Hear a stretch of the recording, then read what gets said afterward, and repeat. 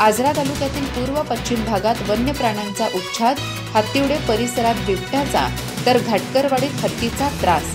भीतीच्या सावटात हत्तिवडेकर, घाटकरवाडीकरांचे उपोषण आणि रस्ता रोको।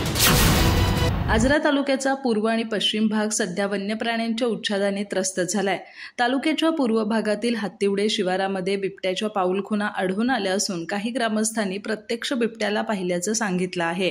तर पश्चिम भागातील घाटकरवाडी गावात हत्तीच्या नुकसानीने त्रस्त झालेल्या ग्रामस्थांनी आज उपोषणासह रास्ता रोको आंदोलन छेडलं।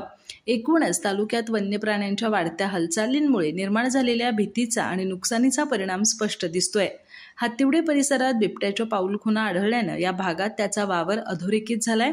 त्यामुळे येथील शेतकरी, महिला आणि लहान मुलं ऐन सुगीच्या हंगामात भीतीच्या सावटाखाली वावरत आहेत। रविवारी दुपारी 4 वाजण्याच्या सुमारास काही ग्रामस्थांनी बिबट्याला प्रत्यक्ष पाहिल्याचं सांगितलं असून सध्या तरी कोणतीही जीवितहानी झालेली नाही।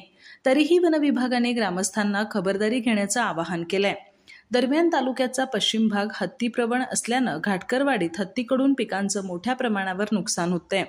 ऊस, भात आणि नाचणी या पिकांची हानी होऊन शेतकऱ्यांना आर्थिक तोटा सहन करावा लागतोय।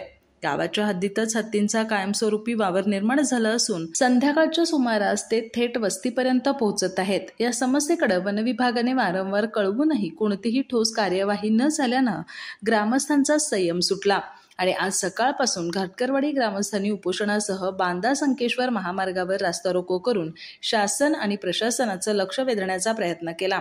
स्थानिक कार्यकर्त्यांनी या आंदोलनाचे नेटके आयोजन केलं असलं तरी दुपारपर्यंत कोणताही शासकीय अथवा प्रशासकीय अधिकारी घटनास्थळी न पोहोचल्यानं ग्रामस्थांमध्ये संतापाची लाट उसळली आहे। अधिक माहिती आणि ताज्या घडामोडींसाठी आजच आमचे चॅनल सबस्क्राइब करा।